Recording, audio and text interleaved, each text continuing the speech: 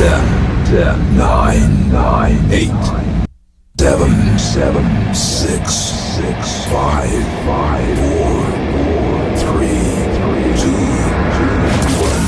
1. All systems go. You're listening to Sudbury News Talk. I want to show you something. Stand by. On the morning shift. Anything Could happen. Sudbury News Talk on the morning shift.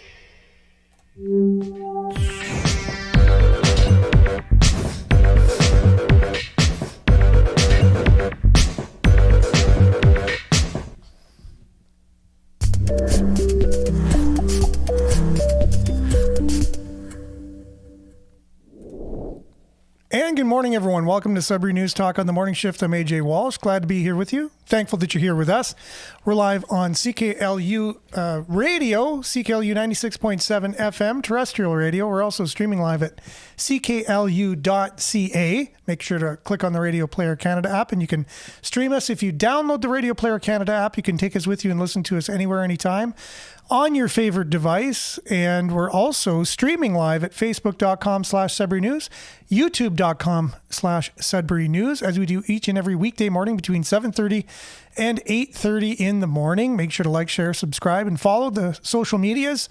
Also, while you're there, while you're on live, comment. We'll do our best to get your comments read for those listening, up on the screen for those watching. Today, going to be a little bit different as we have a guest on the show. So not sure how many of the comments we'll be able to have read. As the people that are on the show consistently understand, as we have a guest on, we'll put your comments up on the screen. The guest is able to read the comments and if they're able to on the fly see the question, answer the question, and if I'm able to catch the question, we'll present it to our guest. And our guest this morning is none other than Nick Bondaroff, who is the People Party of Canada's candidate here in Greater Sudbury. And as you may or may not know, he's had some. He's been in the news as of late. Just announcing his candidacy not all that long ago, and having that made public by one of our news outlets, Sudbury.com, and very shortly after that, if not, immediately, he was let go from his job. So that's extremely interesting. Unfortunate for him and his, being able to provide for him and his family. But it's something that people are curious about. Does political persecution take place? Is it possible that in today's day and age that people can be persecuted for their political beliefs in an open and free society such as Canada? We'll talk to him more about that in a few moments. We'll just dive into a little bit of weather, and then we'll have him come back and we'll chat, and it'll be a great conversation today. I promise, or your money back. We'll be back right after the weather, brought to you by Voyager Tire.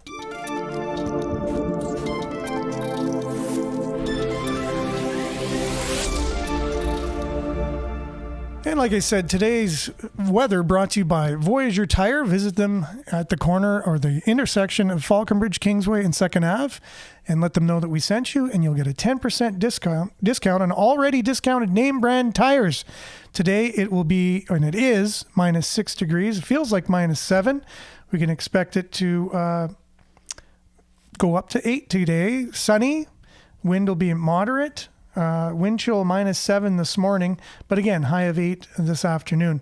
Tonight, partly cloudy, 40% chance of rain before the morning with the increased cloudiness with a low of 0. Friday, tomorrow, periods of rain ending in the afternoon, then cloudy with a 60% chance of showers. Wind will be moderate, 20 kilometers per hour, and the high will be 10. So again, rainy, 10 tomorrow, and then, it's still in the forecast. Chance of snow on Saturday, a 40% chance of snow. High of 2. Sunny on Sunday, high of 7. More rain on Monday for sure, they're saying. 7 degrees is your high. Tuesday, 9 degrees, 40% chance of rain. And then on Wednesday, 30% chance of showers with a high of 11. A look at your satellite. As you can see right now, clear over most of northern Ontario, all the way from pretty much Toronto all the way up to the James Bay. But you can also see that cloud activity coming in from the west, just describing it for those who are listening on the radio. And that's your Sudbury weather, brought to you by Voyager Tire. Visit them online at voyagertire.com or at the intersection of the Kingsway, Falconbridge, 2nd Avenue. Let them know that we sent you and you'll get a 10% discount. We'll be back with our special guest, Nick Bondaroff, when we come back right after this. Stay tuned. It's going to be a great show.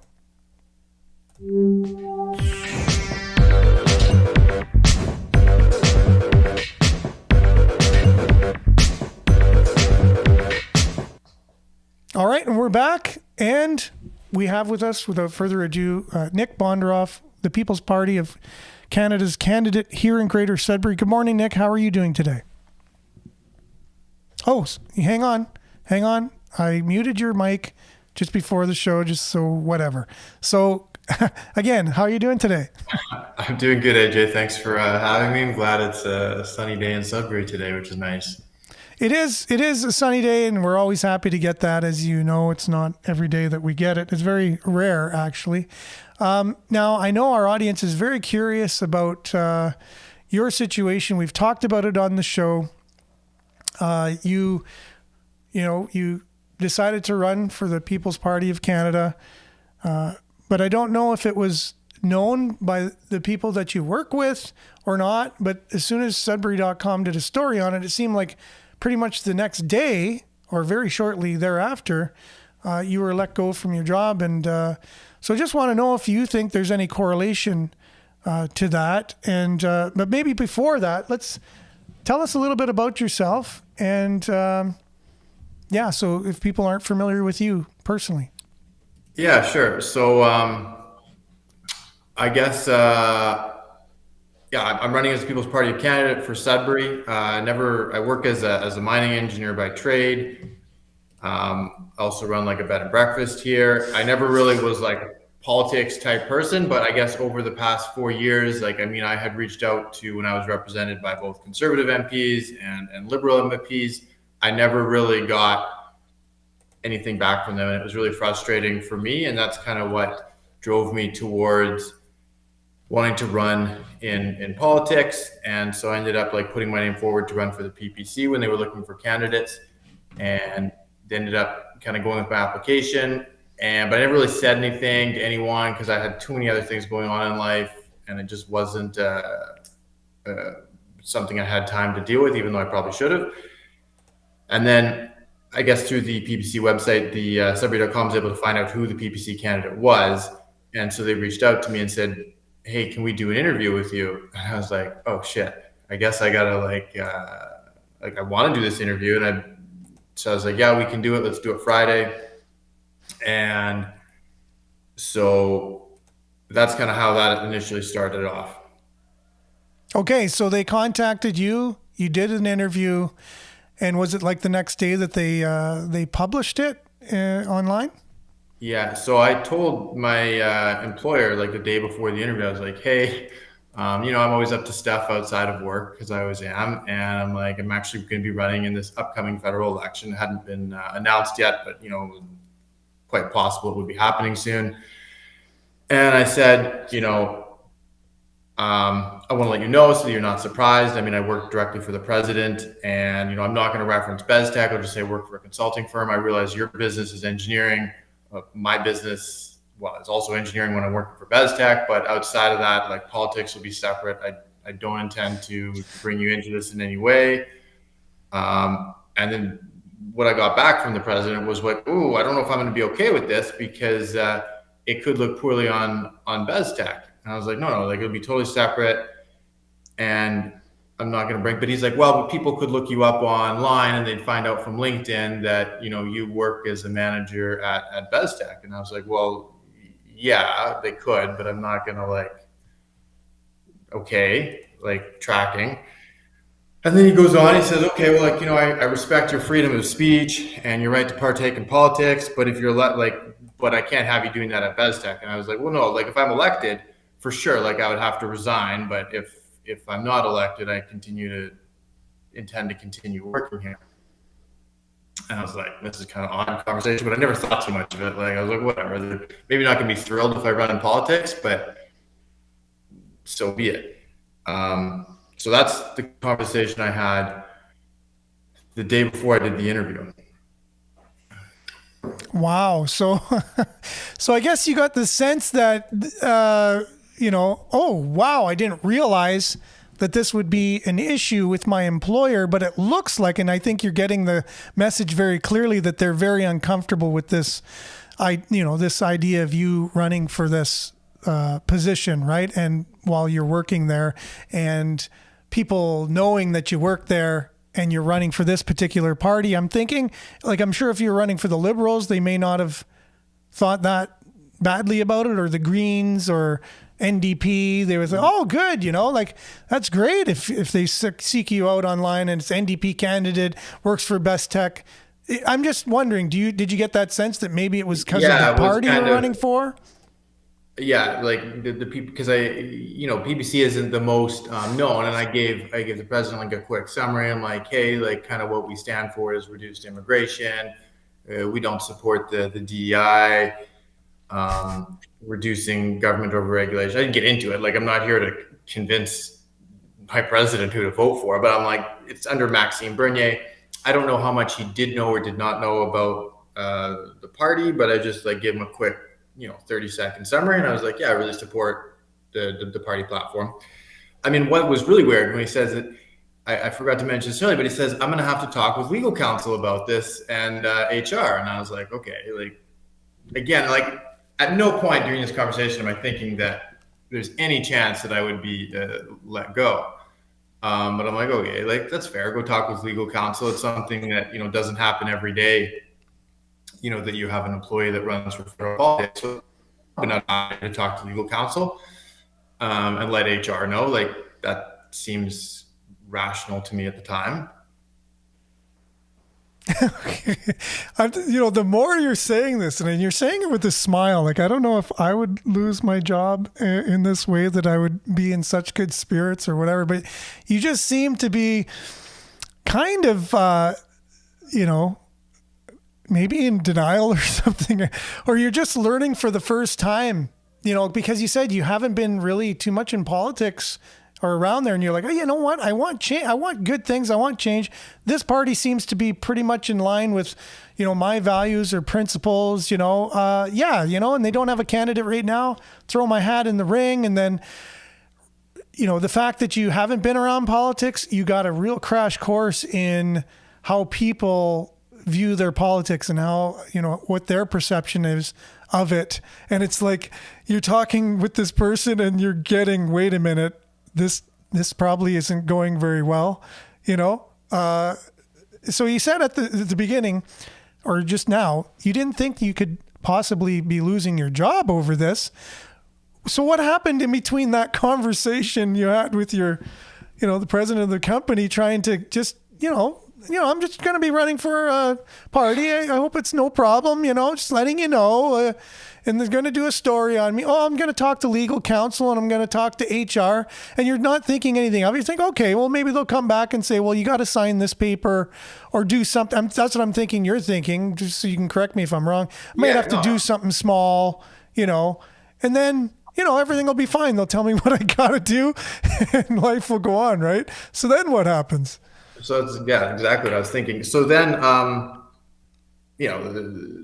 the weekend happens, and then Sudbury.com publishes the article on Tuesday, comes out in the afternoon. I didn't even know it went out right away. And then I go to work on Wednesday, and then around, 1:00 on Wednesday, I'm on a Teams call with a client, and I get a message saying, hey, can you come to this room? And I'm like, yep, I can. And then I get a notification on my phone. It says my password for my company account needs to be re-added. And I'm like, okay, well, sometimes there's IT problems all the time. I didn't think much of it. Of course, that was them locking all my accounts out. And so anyhow, I head into the room, and there's a member of the board and HR there. Oh no. So when are you when is it, when are you getting the revelation? When is it dawning on you of what's actually taking place? Like when did you cross over that line? Like you said, you're in a Teams meeting, you get a message, come visit us in the room. You never thought anything of that at that moment. You get a notification on your phone that you got to redo your password. It could just be a technical glitch. So now you look back, you know exactly what's going on. But at that moment, when did you cross the threshold? So you walk into the room, there's a few people sitting there. Are you still like going, okay, I'm not sure what's going on here, kind of thing? Okay, so then I go into the room.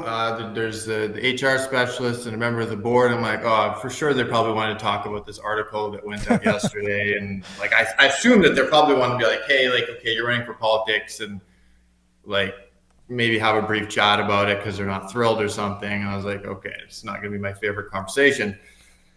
But then they cut straight to it. They're like, hey, Nick, we just want to let you know that you're being terminated without cause and effective immediately. And here's some paperwork. Like my supervisor wasn't even there. Like the president, he was off that day. He had some medical appointment, which is fair. Not everyone has to be at work every day. But it was really, really weird. Like the most weird, I've had to terminate people before, and like there's usually a process, but mine was just like, I walked in, it was like, just, hey, you're done. We're going to walk you out. Like, it was like, is this for real? Like, where's my supervisor? Like, he's not even here. And they're like, oh, well, he wasn't available today. So he said to do this. And I'm like, why? Like, we're deciding to take the departments you manage in a new direction. And I didn't really ask any more questions on that. So in this, now you can also correct me if I'm wrong on this. It's never happened to me, but I've been in the room when it's happened to my father. The doctor walks in after they do an exam or whatever, and you're just expecting, okay, you're going to have to go for some tests, or this is your blood work. And they say to you, you have stage 4 terminal cancer and you have 2 weeks to live. You know what I mean? I've always thought of that conversation, hearing that, in a medical setting. And then right after that, everything the doctor says is just like slow motion and wah, wah, wah, wah. Because you're like, what the heck did I just hear? I got 2 weeks. Is that something that you kind of experienced as soon as they said, we're letting you go? It was like, because you were not expecting that, for them to say that. You were expecting them to have a conversation with you about maybe, when you're having conversations in the public, don't mention the company, or here's what to do, or here's what we're thinking of doing, right? You're not expecting that. So like, what goes through your mind as soon as you hear them say that? Yeah. Like, well, 100 things are going through my mind. I was like I hadn't fully like accepted this was for real, because like my supervisor's not there. I'm like, you're sure? Like my supervisor, like, this is what's happening. And then like, I essentially say nothing, because like I know enough not to say more than I need to. And they give me like a contract, or like a release agreement, and a bunch of other paperwork. And I usually take my time and read stuff. So I sat there for 5 minutes and kind of read through it. Asked, can I have some time to read whatever's in front of me? And it's like pretty standard termination contract stuff. And I didn't read all of it. And I said, okay, when do you want a response by? And essentially they're saying, okay, well, you'll get 3 weeks of ESA termination by law, and we'll give you 9 weeks of severance on top of that. And I was like, okay, so that was kind of that. I didn't go any further into it. And they just HR walked me out, and HR gave me my stuff later on in the week. And then I guess I'll go into next what So they couldn't explain, obviously they're not going to explain the real reason why they're letting you go. And I'm sure as you had an opportunity to look back, the reason why you were, but they can't really say it out loud, because that's not legal. to do that with for the real reason they're letting you go. They're just restructuring. They got new plans. I guess you don't fit into those plans. And I can just picture them. You had this conversation on Friday, I believe it was, with the president. They would have been scrambling all weekend to have all this paperwork. The people would be working going, I don't work on Saturdays, but no, you got to have this paperwork done, and they would have been working through the weekend, like doing things they'd never done before, unless there was an emergency or something, and having this all ready for Monday. And they probably told your supervisor, obviously, more than likely felt uncomfortable to be in that meeting, possibly. I'm just going out there. That's why they didn't come in on Monday, or one of the reasons it could have been. Like, I don't want to be part of this. What the heck? Maybe, and they want their job. They don't want to take a stand. So it's like a politician when there's a controversial vote coming out. They're not there. They just don't show up that day. So they're not on the record as voting for something, So they just walk you to the door. And so have you kind of, since then, what's happened since then? What have you found out? Yeah. So the article went out on Tuesday, and then I was walked out on Wednesday there. And I think the president would have been there under normal circumstances and had no problem terminating me in that sense. So I don't think it's that. I think it's just really odd that it had to happen right away. Like, for sure, couldn't have waited 2 days till he was back in the office, or it couldn't have happened, the week before when we're talking about all the projects and things that we're doing and what's happening. Like, why in the world does it have to happen the day that he's not even in the office? Like, that's what was super weird to me. Tracking that he was off for a couple of days for some medical stuff, but that's what was one of the many things that was concerning. But going to this release agreement, I mean, it's fairly standard language, but you read the fine print and it says essentially, I can't talk about why I was terminated, and if I want my 9-week severance. It says just any wording around like why I was terminated. The only thing that I would be allowed to say was it's being resolved, and I went back and forth with the company after receiving that. I was like, well, I'm not going to sign this. Like, it says I can't talk about why I was terminated, etc. And they were uninterested in budging on the wording.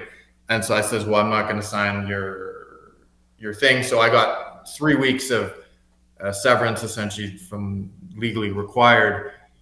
And then if I want to, which I do, get some form of compensation and severance, hopefully BESTEC comes to terms and says, you know what, we kind of made a boo-boo, and let's just come to an agreement or something, because I don't really want to go to court. I got like other better things to do.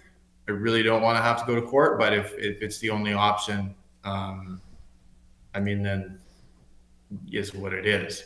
Well, what I would be hoping out of all this is that, people with influence or people with the resources hear your story and back you up, because this is something that's higher than just you and your story. This is someone being persecuted for their political beliefs in Canada. This is not something that should just go quickly by the wayside and let go. This is something that everybody should have an interest in. If it happens to you now because of this, who does it happen to afterwards, right? Like, this isn't just you. This is something it's on a higher plane. There's higher principles at stake here, and it's our basic fundamental freedoms. Freedom to, what about religion? What if they found out, I'm a Latter-day Saint, and there's a history with my religion of being persecuted. It's the only religion that actually had an extermination order to kill any member of my faith, and it was legal. You know what I mean? In the United States, of all places. And so you think, well, that could never happen, or things like that. That's the extreme point. But if you start letting things like this happen, where does it end? And we talked about, there was somebody in BC. I just want to share. If people are like, "Oh, this is a one-off," it'll never happen again or whatever. But no, this has happened in BC to another candidate of your party. And Greg Wycliffe here is talking about it, but not that they were let go of their job. They actually had their bank account frozen. Something we heard about in recent history. So it's just happened again. So watch this. Canadians are still having their bank accounts frozen in 2025. The most recent target is Megan Murphy. She recently decided to run for the People's Party of Canada. She has a relatively big platform, and oh my God, my candidacy was confirmed officially on Tuesday. That same day, I tried to access my bank account and could not. I contacted my bank and was informed the account had been frozen as per direction from the government. For those who don't know Megan, she is running in Vancouver East as an adult human female. She has a relatively big platform and has been prominent and vocal and critical of the gender identity ideology and legislation in Canada for over a decade now. As a reminder, freezing of bank accounts became popular during the trucker convoy, where people who just donated to support the trucker convoy had their bank accounts frozen by the federal government. Yes, maybe Pierre Poilievre has mentioned frozen bank accounts like once. So he goes in to be a critic of Pierre Poilievre. He's a conservative who's kind of disenfranchised with the current conservative movement. And so he goes on a rant about Pierre Poilievre hasn't really done much about these types of things in recent history. So you are familiar with this particular candidate as well. And did it happen pretty much simultaneously with your situation? I don't know the timing on that one. What was interesting, though, is I understand that a similar event happened during the last election. And when I went through the interview process to be a candidate for the PPC, one of the weirdest questions I get is they're like, what happens if essentially like you lose your job or the banks do something with your funding? Like, are you going to be okay? I'm like, well, it would kind of hurt me a bit, but I'd be okay. And I'm like, that's kind of an odd question. They're like, well, yeah, it is, but we had a similar situation with someone that was running in the last election, and we just ask our candidates this now. But yeah, and it's not, I don't know the details of the last one, but it sounds like it went to court, and then that candidate ended up being successful in court, but it caused them a lot of pain and suffering in that in-between process. So yeah, certainly something I never thought would happen, but I guess the party itself had an inkling that things like this had the potential to happen. And it's interesting, right? You're like, okay, I'd like to run. And then they tell you, well, are you okay with your bank account being frozen or losing your job or whatever? It's like, what? I got to sacrifice my whole life in order to just run for this party? Like, so I guess when they were telling you this, what was going through your mind? Did you think you'd actually have to deal with the things they were talking about? No, I didn't. I knew that the organization I was working for, although I love BezTech, I do think BezTech is a good organization, a good company with good people. I think they just made a knee-jerk reaction that was really poor. I would say. Pardon? I would say for sure. I agree with you on that one. And I think part of it is that some of their public facing policies don't align with the PPC policies. And I don't know, maybe that contributed to it there. But essentially, no, I never thought that this would happen. Like, I was like, okay, if I lost my job, I'm not going to be on the street tomorrow. It's going to suck. But at no point was I like, oh yeah, this could actually happen. For sure. And your leader as well, Maxime Bernier, he's no stranger to this type of treatment either. And he was on Tucker Carlson recently and talking about some of his experiences as a politician. So it just seems like it's normal, you can just freeze People's Party of Canada candidates' bank accounts or throw them in jail. And you know what I mean? That's, of course, I don't know why people think it's okay to do that, but I guess in people's perception, somehow it is. They think, oh yeah, of course they belong to that party, so it's okay to do these things to them. I don't understand where we're at in Canada, but here's Maxime Bernier talking about some of his experiences with Tucker Carlson. We'll be back right after this. We're going to rewind it. Now that Trudeau is gone or sort of gone, like, what was that? Who was he working for, actually? I can tell you, Tucker, he was not working for us, for Canadians. He did destroy our country economically, socially, and culturally. What he did to us during COVID-19, that was an authoritarian government. I don't know if you remember that, but I did an interview with you after. Very well. Yeah, I was handcuffed and put in jail for non-crime just in the summer of 2021 because I was speaking about freedom in a park in Manitoba. And so he goes on there. That's just the beginning of the show. And he says a lot of incredible things. I encourage anybody to find that interview if you can, because it's pretty revealing as to Maxime Bernier, what the party believes, and some of the persecutions that he's gone through as well. And I remember chatting with you last night. You said that he actually reached out to you after this incident that happened to you, losing your job. Can you speak to that at all? Yeah. So right after that, Sudbury.com, so when it all blew up was not right when I got terminated, because I didn't tell anyone, aside from a few close people. It wasn't until the Sunday that the election was called, Sudbury.com reached out for comments on like, hey, there's an election. We just want a couple of comments from candidates. And I was like, provided a couple candidate comments. Mine was essentially, why did none of the other parties have a platform yet? And I like the quote they used for me, which is, if any of the other parties want to use some platform, they can take from the PPC platform. You can use it freely.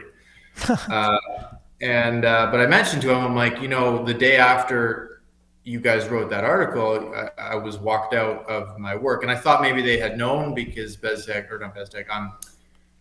Sudbury is kind of a small-ish community. And he's like, no, I was totally unaware. And so he was interested. He didn't want to make a story about it for Monday right away. He wanted to do this, or he wanted to do that on Sunday. But then Sudbury.com then issued or published an article on Monday, because they reached out to BezTech, who provided no comment, as would be expected.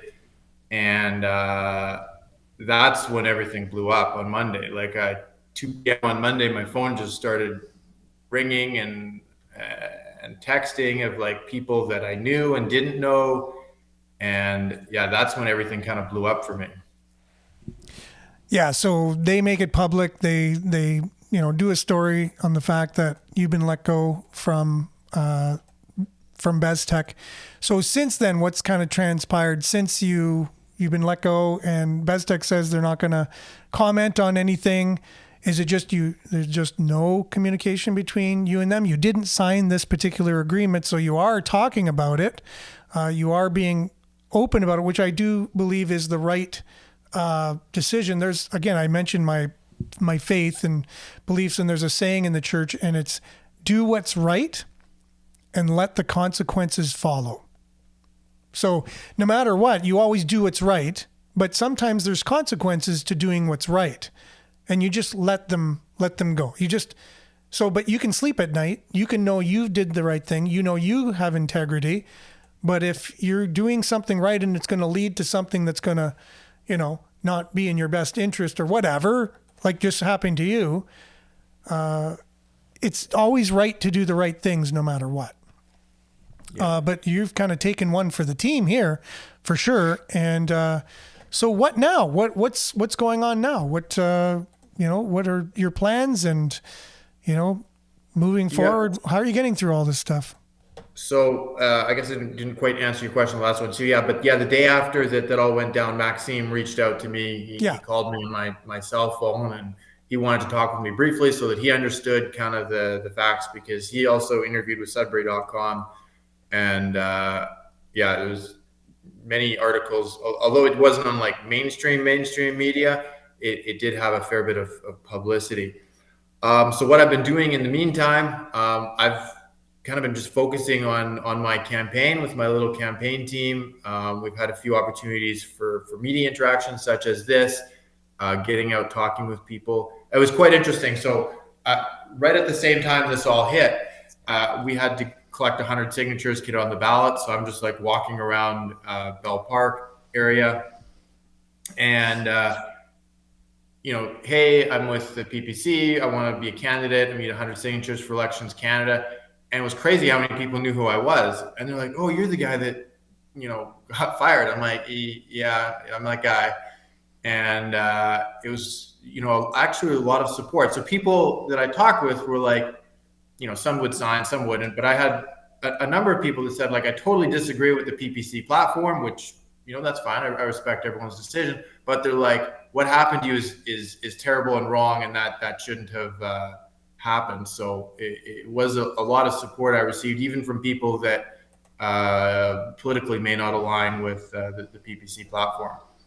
For sure. And we talk a lot about people being divisive these days in politics and in just ideologies and stuff. And it seems like we're very polarized in the world, and we're not immune to it in Canada.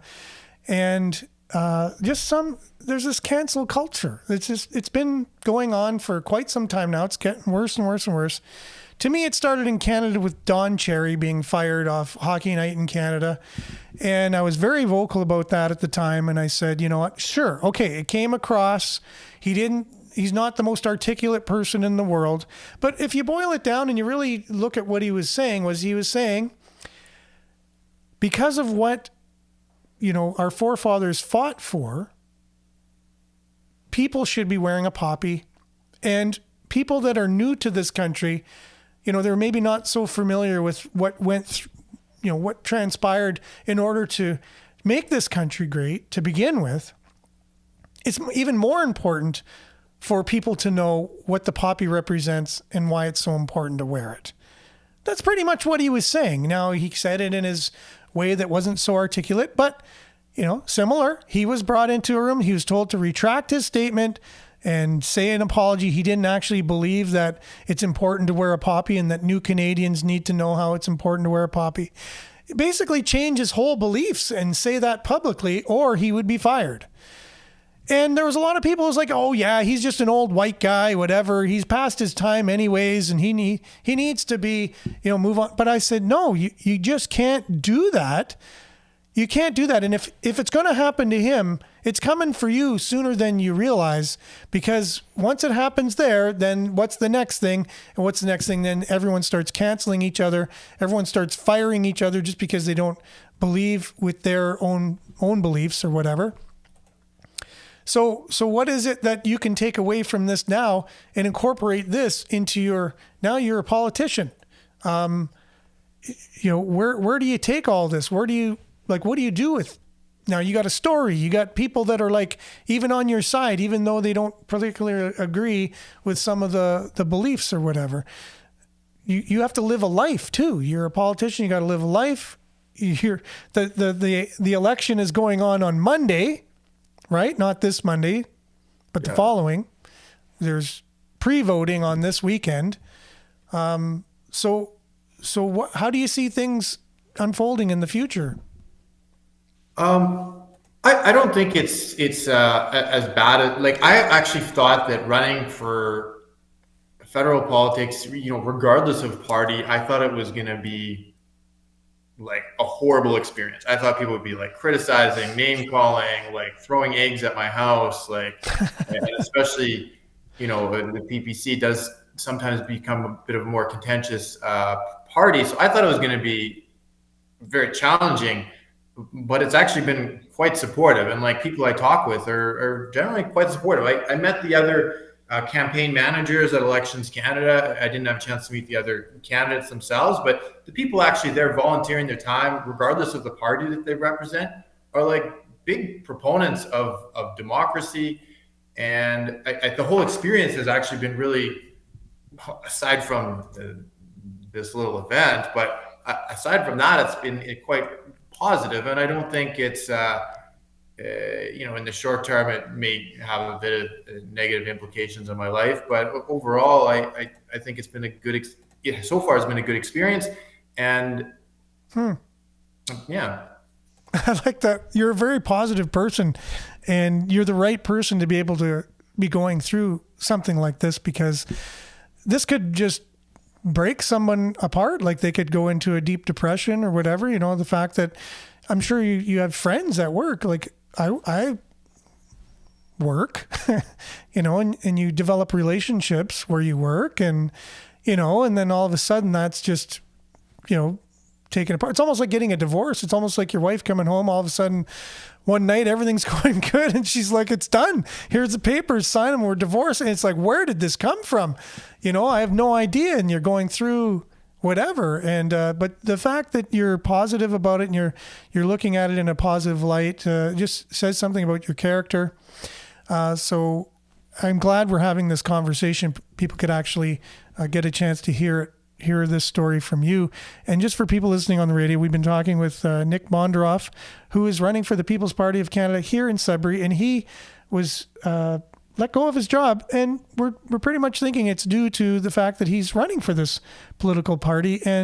But from the sounds of it, he's taking it as positive as he possibly can, has no ill feelings towards the company, still says Best Tech, his now former employer, are a good company, and he's not throwing them under the bus or no ill will towards them, which speaks a lot to you and the integrity that you have as well, that I can just, even in this short conversation, in this interview, it's very integral to not be upset and then start saying negative things towards your employer who just let you go due to your political beliefs. I just don't it's just, to me, it's hard to see that. But yeah, so why the PPC Party of Canada? Why is that the party that you felt you needed to run for? And, you know, maybe just go into that a little bit for us. Yeah, so I kind of got into a bit more politics, I guess, the last election, just because of, at the time, I mean, COVID and the implications it was having on my life. I had reached out to, when I lived in Calgary at the time, I reached out to the elected MP, who is a conservative, and, you know, they wouldn't do anything to support it. It was just like, we'll just let you know. When I lived in Sudbury, I moved here 3 years ago, I had reached out to Vivian, and I'm like, hey, like, I can't travel. I have all these other restrictions happening to my life. And I just got an email back saying, hey, like, we'll let you know when things change. And I'm like, what? I thought you are supposed to represent me as a constituent, you know, regardless of if I voted for you or didn't. Like, I am your constituent. And it was like, we'll just update you when I get told things change. And it was very frustrating there. And those are what kind of propelled me into politics. But the PPC platform, you know, it's very transparent, and I really truly support all of. There's a couple things that I slightly have a differing opinion on, but for the vast majority, it aligns on my beliefs. And I can sit here and I can talk with anyone. I can talk with you. I have every special interest group in the world reach out to me, from Black Lives Matter to pro-life to nuclear agency to the freedom folks, I call them, on Paris Street, and I talk to them all. And I don't think any of them are necessarily like a huge fan of me, because I don't pander to their individual agenda. But I think people can at least come away with it, be like, yeah, Nick's an honest person who wants to do well for the country. And yeah, that's kind of what brought me into it, and the platform that I stand behind. For sure. And again, you talk about transparency and whatever, and I just want to share a little bit more of the interview that Maxime Bernier did, because he's the head of your party, right? So he's the spokesperson, he's the leader, and so we'll just take a little bit more from his interview here. Oh, as soon as the volume is on. Passport. I wasn't able to travel across the country because I'm not vaccinated, you know. But what he did to our country. Do you regret not being vaxxed? Oh, no. Do you ever think I really wish I'd had the COVID vaccine? No. That was the best decision in my life. Me too. I totally agree. Sorry, not to make others feel better. So he went about it so systematically. He got the government to pay for killing your citizens through the MAIDS program. Like, everything he did seemed designed to destroy Canada. Like, on purpose. If you wanted to destroy the country, you would do what he did. Why do you think he did that? You know, he is a socialist for sure. and a globalist.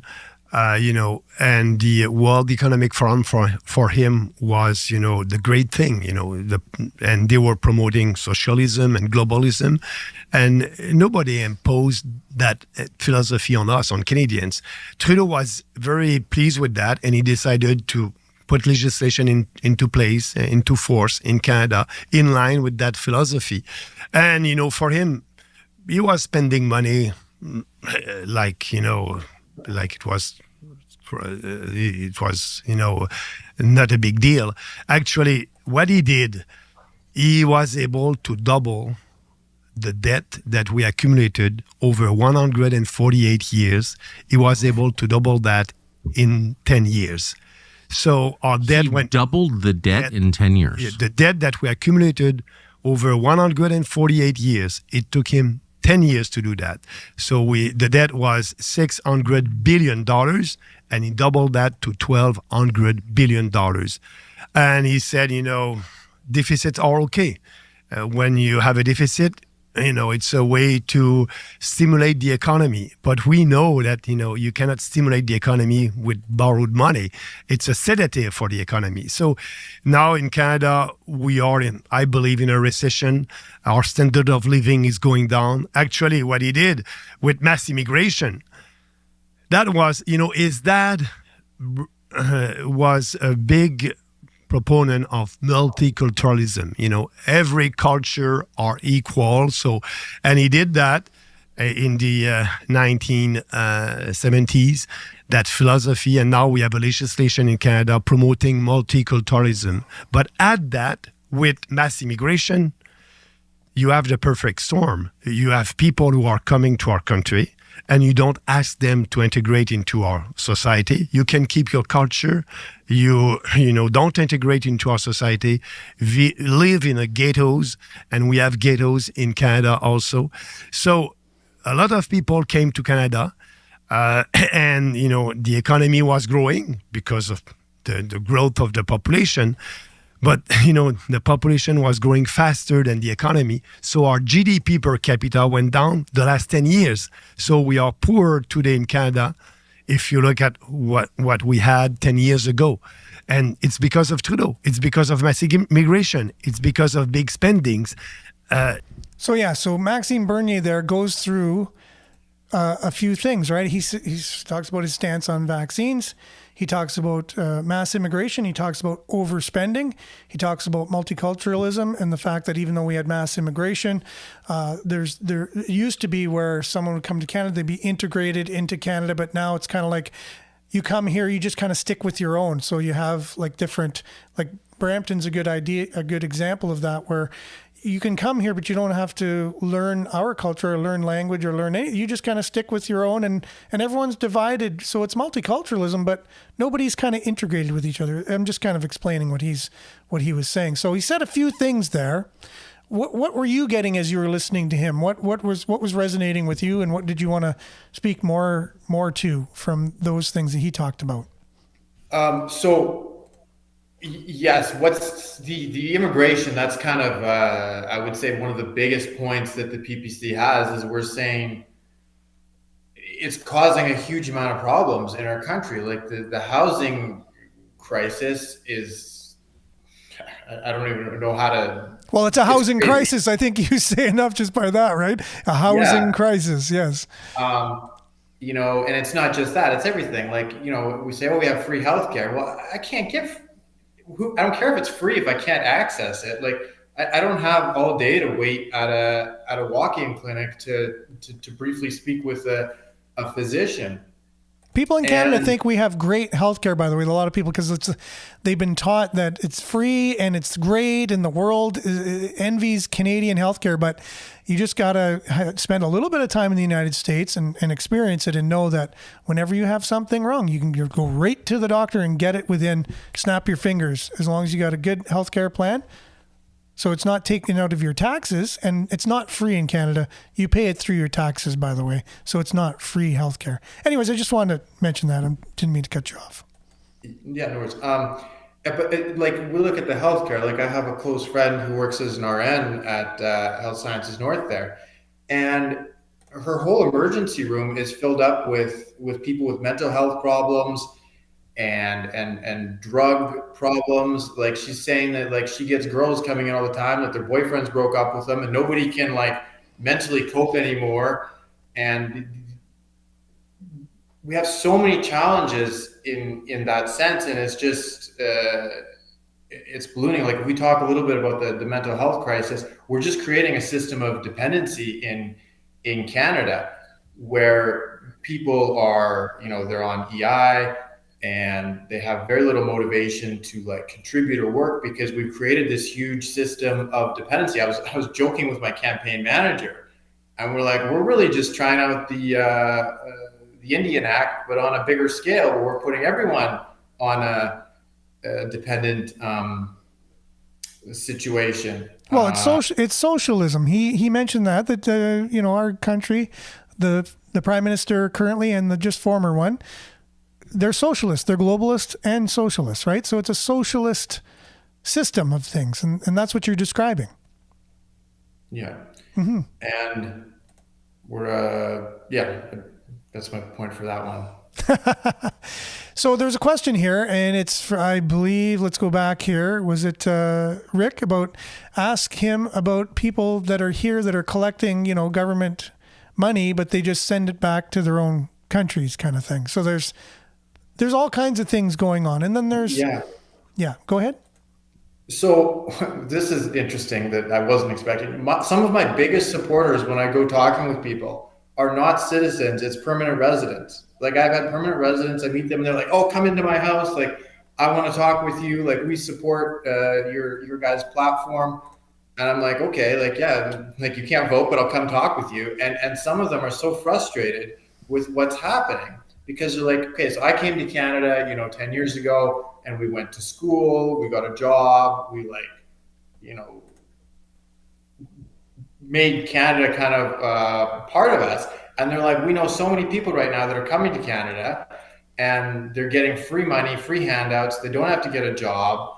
They're put up, you know, they're claiming refugee status. Meanwhile, he's like, I know that they're not a refugee, like, but they're able to claim it. And so they can avoid the whole immigration process because they're able to get in under this refugee umbrella. And yeah, that was something that I was not expecting. I wasn't expecting permanent residents to be some of my biggest supporters. And it's probably because they're so much closer tied to, one of them actually put up a PPC elect Nicholas Bondaroff sign in their front yard. Like that's how much some of these permanent residents, because they can see firsthand they're closer tied to all the immigration, and they're seeing like so many people coming in that are just getting free handouts and they're pissed. You mentioned, and I was very surprised at that too. I was at church one day and I'm kind of upset because I understand politics and economy and all these things. And I'm like, this isn't right. This is just not good policy for Canada. And it's creating all these problems, as you pointed out. And a lady comes up and I said, what do you think about this? And she started turning, like her eyes got all, you know, whatever. And she was really upset. And like physically, you can tell she was really upset. And she's, you know, came in the country the traditional way. You got to earn your way in and show that you had to get an education, have a certain amount of money, and it costs her a lot of money and her family and a lot of time. And then, like you say, she's seeing people from her same country coming in without having to do that. It's almost like you work 7 years in school. You're grueling in school. You got to do all the exams. You can't have a life and whatever. And you get your certificate, and you're so proud of it, and you put it on your wall. And it's like, I have an accreditation. I have a diploma. I have a certificate. And then someone just comes in and someone gets handed a certificate without any of that work. How would you feel? You know what I mean? It's just, here you go. You can have the same accreditation as me without any of the work. And that's the way they feel. Like they really, and rightfully so. So yeah, like you said, they're some of the most upset people that are out there. And it was just as surprising to me as it is to you, I'm sure. Yeah, I rent to several people, and some of them are international students, and they're wonderful people, and I love them.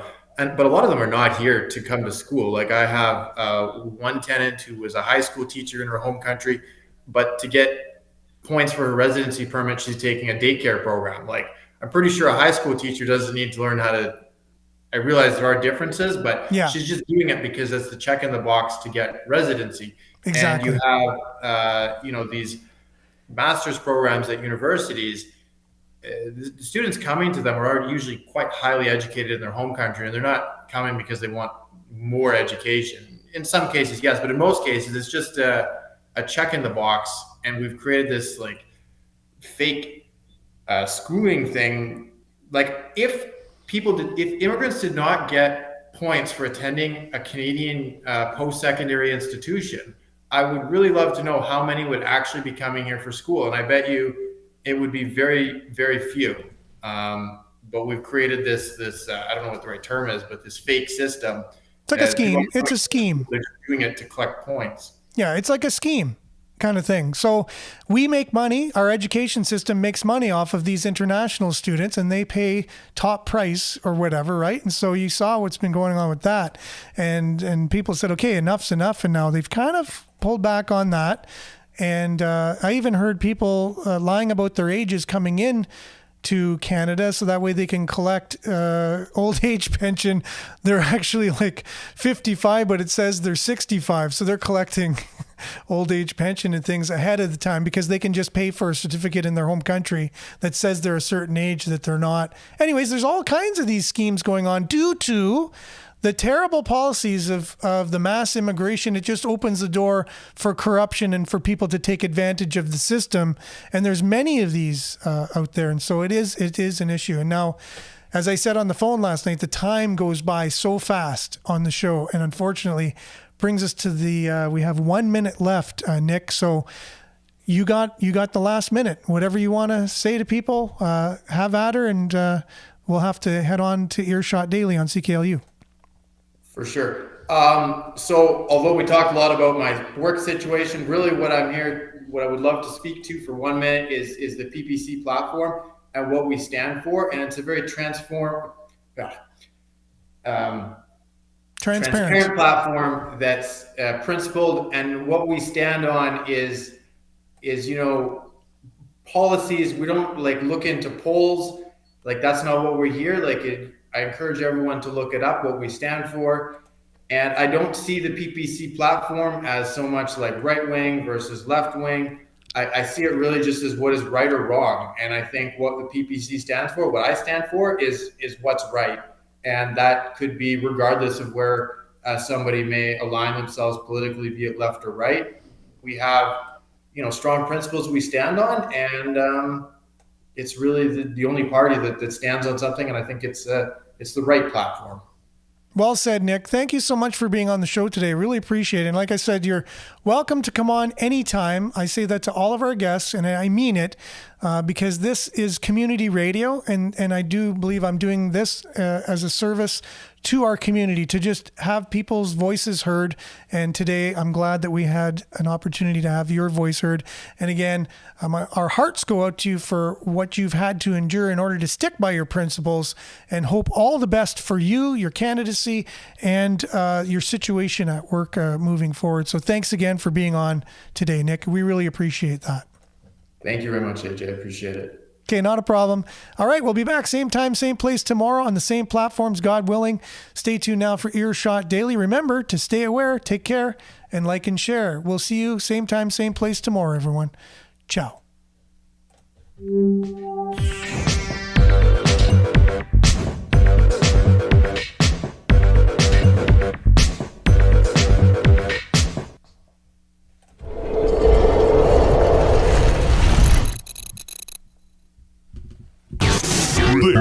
This is Sudbury News Talk on the morning shift.